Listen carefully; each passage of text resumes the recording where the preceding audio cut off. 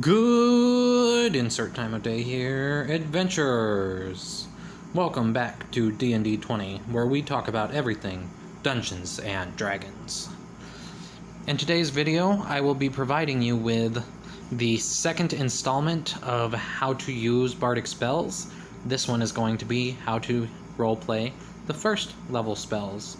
And when I say roleplay, I don't mean dressing up and acting it out, I just mean providing some kind of dialogue beyond just saying I cast this spell.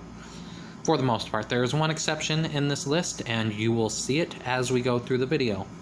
So, to begin with, let's go ahead and look at our different examples here.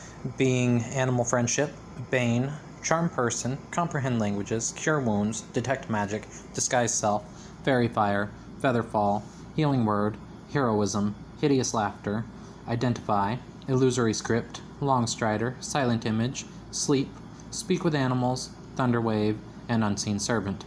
Quite the list that we have to go over. Ah! A bear! Don't worry, I'll take it down with my axe. Wait. You are a victim of my animal friendship. Just as you know, to beasts I am hip. You mean us no harm, and we mean you none. So let's meet peacefully under the sun. The horde of zombies is coming towards you. What do you do?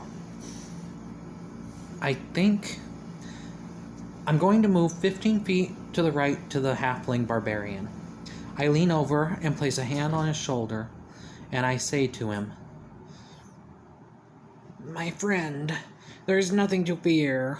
Listen to these words I say in your ear. You are our party's greatest tool. Now slay them in rage, you barbarian fool." And as I say that last part, the halfling barbarian feels a surge of bravery as he falls under the effect of my heroism spell. Very good. What do you do, halfling barbarian? You fools! Don't you know I'm your bane? You have everything to lose, but I can only gain. It's as though you have disadvantage on your attacks and skills. Come now, my comrades, we're moving in for the kills. Now, usually when I am giving these examples of my bardic rhymes and spells, I use the name of the spell within that rhyme because I feel like it fits really well with how the bards just use the power of words and all that, but that's not always something that has to be done. For example, with the Charm Person spell, you can do something like, "You, there humanoid, what are you trying to avoid? I don't mean you any harm as I cast this charm." I guess it's time for a little divination, as I comprehend the languages of every nation. Are you wounded, my friend? Oh, that's not too bad. I'll cure these wounds so you don't have to be sad. As we move through this space at such a breakneck pace, wouldn't it be tragic if we couldn't detect magic? Give me a moment and I'll correct it, 'cause missing out on loot would just be shit. Am I goblin or dwarf? Maybe fairy or elf? Well, you might actually know if I didn't disguise myself. I hate to be the bearer of bad news, since stealth is what you desire. But my dear, you've been discovered, thanks to my sweet fairy fire. Now keep in mind that not all poems rhyme. For example, we can use a haiku to say something along the lines of, "Oh no, gravity, I don't accept you at all. I cast Featherfall." And I know that does actually rhyme, but haikus don't necessarily have to rhyme. My friend, I can't believe you fell. You're as weak as a bird. I guess I've no choice. Here, take this healing word. You fiendish fool. You'll be insane forever after. You succumb to Tasha's hideous laughter. Since we have magical questions about who, what, when, where, and why, let me touch this, and I'll cast Identify. Well, guys, I'd love to give you a cool rhyme for illusory script, but I just realized that there is no verbal component to the spell, which does make sense, seeing as it's supposed to be allowed to pass on secret messages and stuff.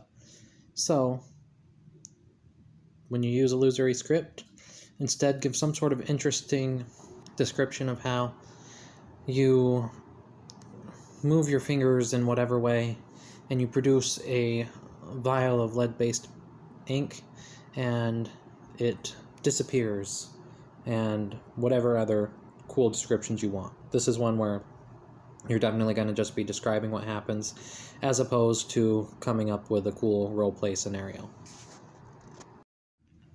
You're as slow as a turtle with a snail rider. I need you to take longer strides to be a long strider. My minor illusion you saw through its visage. Can you do the same with my silent image? So you really need to speak with the killer, but there are guards that you know are not going to let you into the cell. How do you plan to get past them? Well, I think my character is going to start singing to them. Lullaby and good night, fall so deep in the magical sleep. And as I squeal out that last line, they should feel the effects of my sleep spell. We're all debating on how we're going to figure out where they went, as the ranger's using his survival check to try and track them. I'm going to say to the group, I'm no druid or shaman, but I can speak bestial words. I'll ask the deer, the rabbits and birds. And as I do that, I'm going to be casting Speak with Animals, and if there's any animals around here, I'll ask them where the creature has gone. Get any closer, and you'll find your grave. Get back, I said. Thunder wave. I have an unseen servant. I call him Joffrey. He'll take care of us, invisibly. So as you can see, I've actually provided some various different examples for things you can say and do as far as presenting how you are casting the spells as a bard, because unlike with wizards and sorcerers, I feel like bards don't actually use some mysterious arcane language, but instead just tap into the power of their voice and weave magic into their normal speech. And so I feel like this definitely helps. It gives you some examples of how you can use it to further enhance your roleplay skills. If you agree with this, if you liked any of the ideas here, let me know by leaving a like button. If you didn't, go ahead and comment below. Let me know why you don't feel that this is a good way to provide the roleplay, and what you would do different, how you would improve the idea. And even if you do like it, go ahead and leave a comment to let me know what kind of spells you would use for these situations, because all that feedback definitely helps. I can take it into consideration with further videos. So by hitting that like button to let me know that you're liking the idea of this, leaving those comments to let me know what I can improve on or what you like so that I can keep doing, will help to further the content here greatly.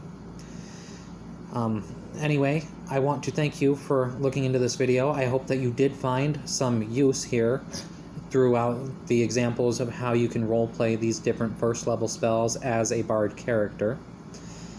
I do look forward to seeing you next time, and until that next video, may your adventures be many.